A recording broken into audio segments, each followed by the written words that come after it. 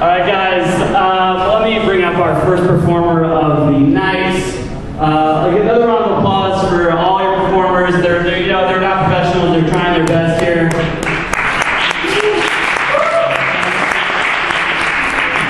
Ladies and gentlemen, let's hear a round of applause for Mr. Yaakov Kilstein.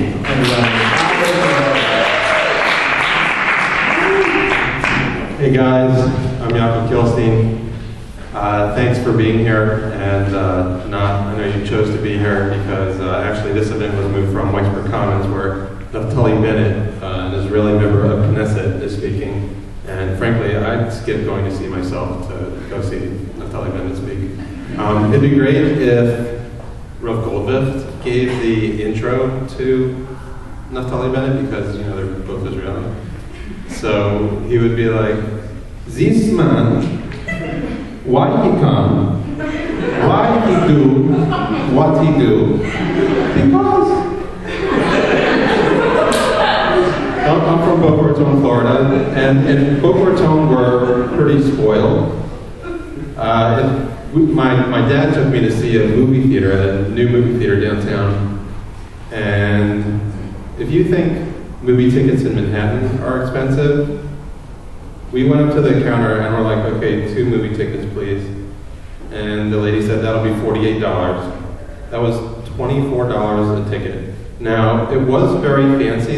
They did have lazy boy chairs and servers coming up to you in the middle to take your food order. But for $48, I expect a lot. Like, the server comes over, she crouches near your chair, and she's like, "Sir, can I get you anything else?" He's like, "Yeah, can you put this back in the microwave?" Like, "Oh, is it cold?" He's like, "Oh, can you keep it down?" She brings the food back, and she's like, "Sir, is there anything else I can do?" I'm like, "Yeah, can you pause it?" So I live in New York now, and I am interviewing, and as you know, interviewers like to ask you impossible questions, and one of the questions they ask you is, tell us, what's your biggest weakness? Now, I don't know what the right answer to tell us your biggest weakness is, but I do know what the wrong answer is, which is, you'll find out. What is the right answer? What's your biggest weakness? Oreos? Meeting deadlines? So I'm fairly religious. I read Sforim. I should clarify, I read modern Orthodox Sforim. I think you know what I'm talking about. They have the English on top and then the Hebrew footnotes on the bottom. See, the footnotes are the part for the yeshivish people that they don't want the modern people to understand because they know we can't read Hebrew. Sometimes it'll say things like, some poskim are lenient, and on the bottom it says, any Yerei Shemayim would have no place for Sometimes you go bring it to your Rebbe, like, "Rebbe, what's it say?" And they're like, "Oh, that?" I'm like, "That's nothing, don't worry about it." It says on top, they're like, "Never wash your dishes on Shabbos." And on the bottom it says, "As everyone knows, women possess witchcraft." And they would be, if left to their own devices, they would completely destroy a Shabbos home. So be careful with those dishes. Sometimes they just do shout-outs to yeshivish people right under our noses. They're like, "Psst, yeshivish people, we hate the modern Orthodox. Like, look at them, using Arabs, sending their kids to YU. Psst, yeshivish people. We made up a chumrah in the English on top. You don't have to keep it." So I would like to write my own sefer. I'd like to be a posek and answer halachic questions. People would come and ask me, but I wouldn't be very nice about it. People would come and ask me, they're like, "Rebbe, if a restaurant puts up a sukkah, but they don't have a city permit, can I make a bracha in it? Or is it like eating stolen food?" And I would say, "That's a good shaila. Generally, the minhag is to stop being a baby."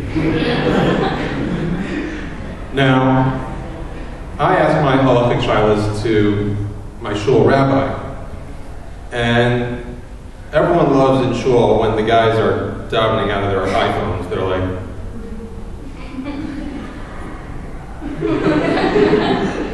you know they have sitters. Like, I know. It's like, you know you look like a moron. I know. You can always spot the girls at shul who have just come back from seminary. They're the ones who are making out with their sitters. Now, you ever get the sitters with like the lipstick on it? Like wonder like where that comes from? Now you know. They do make sitters specifically for women. ArchGirl makes it for women, which is sexist. And it's actually pretty useful. In the back they have halachos pertaining specifically to women and cookie recipes. But so I glanced through it, and actually it is pretty sexist, but it's sexist to women. They're like, Kiddush Levana, not for you. Like, Yalla B'Yavo, if forgotten, do not repeat Shemona Esrei. In fact, go make some latkes. Now, I like TV, but one of the people who I don't like on TV is Dr. Phil, just because he gives the most obvious advice in the world. Like, there's a teenage parents there, and they're like fighting with each other. He's like, you know, you're over there arguing, but meanwhile there is a baby here. So it's really obvious advice. It's like, you know why you're addicted to cocaine? Because you keep doing it. Like a wife comes on the show and she's like, Dr. Phil, my husband beats me, and he says to her, what you've got to do is you've got to stop getting beaten. Ain't no other way to do it. He makes analogies, he makes southern analogies that make no sense. He says, now, when you have a grizzly bear in a microwave, how you gonna get him out? I don't know. In the, how are we doing on time? Am I a time guy? 3 minutes? That's nice.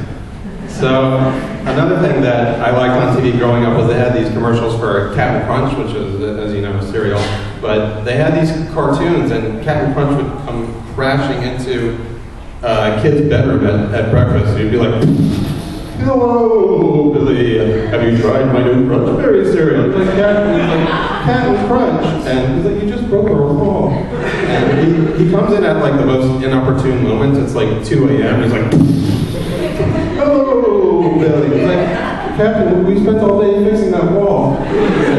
He's like, have you tried my new peanut butter? And he's like, can you come back in the morning? Like, Billy, is your mother home? I'm like, mother? Tell her the captain says hi. She'll remember me. Fine. So I'll leave you off with this. When everyone goes to Israel for the year, and you're there for an entire year, and yet you only know one radio station. What's the one radio station that everybody knows? Gogalots. So Gogalots is a DJ talking over some disco music. He's talking 1,000,000 miles per hour, but he slows down for the one English music. He's like, he got them shalosh lamish, blah blah blah blah blah blah blah, Eminem, blah blah blah. And so he's talking over the disco music. He comes in and out of his speech. He's like, shalom, Brooklyn, Tel Aviv, imatem ge'atem b'makom nachon. Britney Spears and Baby did it one time. In Tel Aviv, Laila Tov. Thank you very much, guys. I'm Yaakov Kilstein.